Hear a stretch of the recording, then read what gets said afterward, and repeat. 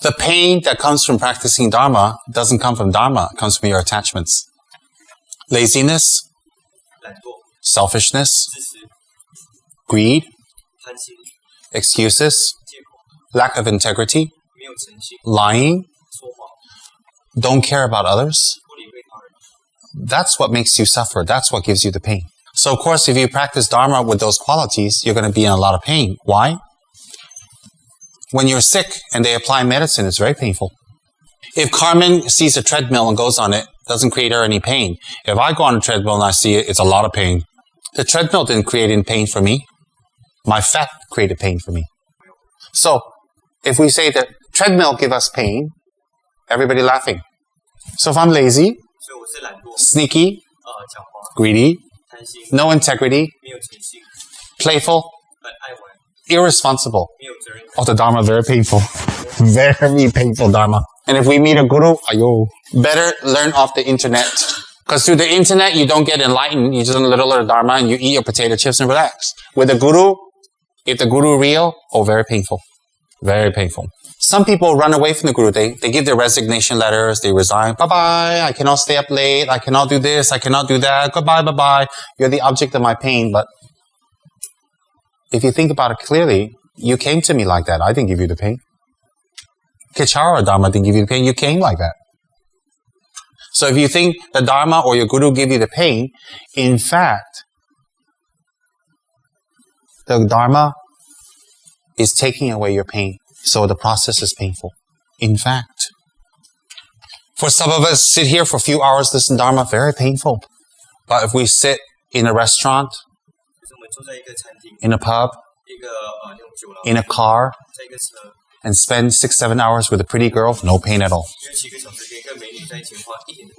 No pain. In fact, knees very fit. No problem at all. Yeah. So how come? It's not the girl or Dharma, it's our mind. Yeah. So for business, to make money, maybe you have a business partner or investor, talk a lot, smoke, drink, spit, don't care, no integrity, ugly and mean, and always scream at you, fight, trick you, but you keep quiet, tahan, so you can make money, right? But if your guru tells you a little bit, you run. You give your resignation letter. How come? These days there's a new phenomenon I saw on the internet, also here. New phenomenon. If you're pushed beyond your comfort zone by your guru, you give a resignation letter. I saw that on the internet and other centers too. And the many years your teacher gave you Dharma talk, the many years he gave you initiation and love and care and advice, it's all gone. Forgotten. It doesn't matter anymore. Then what Dharma practice are we doing? That's a very big obstacle. Comfort zone. Comfort zone arises from selfish mind. For me to be more comfortable, how much you need me, it doesn't matter. As long as I'm comfortable, I don't care how much you need me. And if we are liaisons, staff, students, pastors, department heads, we have a wonderful opportunity because we took a special vow with our teacher, with refuge, and our liaisons vows, our pastor's vows, that we got this position in order to fight our own selfishness, to serve others. Serving others is only hard when we're selfish. When we're selfish, we create circumstances for us to become unhappy and people around us to be unhappy. The result of selfishness is unhappiness. So I'm a monk.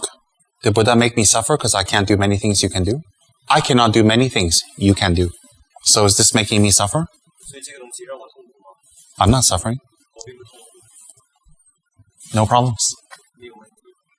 I will never disrobe. So did Buddha make me suffer? So we put this on you. Will you suffer? Who made you suffer? You or Buddha? Now you think. That's how our mind works. When we run away from our guru, it is the same as running away from the Buddha. Same.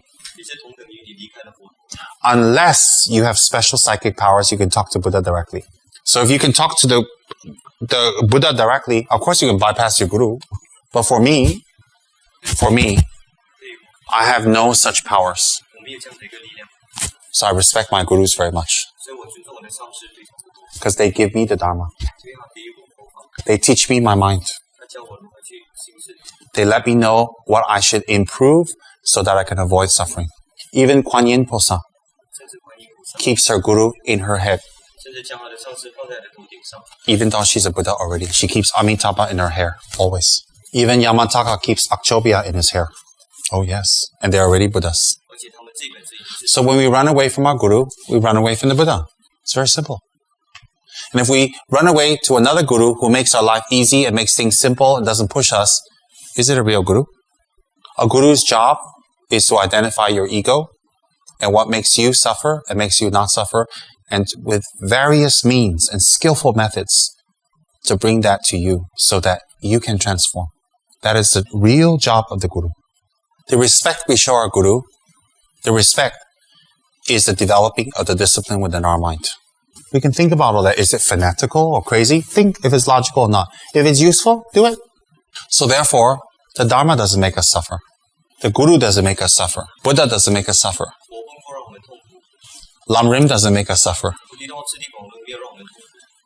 Not knowing the Buddha, Dharma, and Sangha is what makes us suffer. That's what we must think carefully.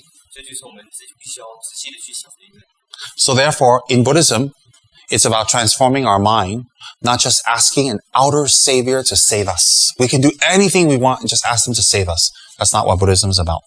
If an external outer savior can save us, there should be no problems on planet Earth. None.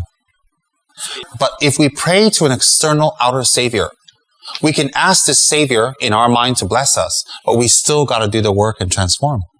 We don't just simply stop there and say, we've been blessed, we've been baptized to be blah, blah, blah, blah, blah, and everything's fine. Because if that's the case, there would be no wars in the world, right? So many people are baptized. Then what happens? Buddhists are baptized, Hindus are baptized. You don't just pray and then say, forgive my sins, and then everything's fine. Then you go back and sin again. Forgiving your sins is not an option to have more sins. Forgiving your sins is really repent and you don't sin again. Okay? So, forgiving and the confessional in Buddhism or any other religion is not about you can keep collecting sin and then keep confessing everything's fine. That means I can go out there and shoot someone I don't like every single day and confess I'm fine. I don't think that sounds very logical. So if you believe in outer force, outer deity, outer God, outer whatever you want to call it, outer being, universal being, you just take refuge and you believe and you pray and you trust and everything's fine, then please show me that everything's fine. If everything's not fine, then I think we need to go one step further. We can pray to a universal being, Buddha, God, whatever we want to call it. But the real work lies after we did our prayer 24 hours a day.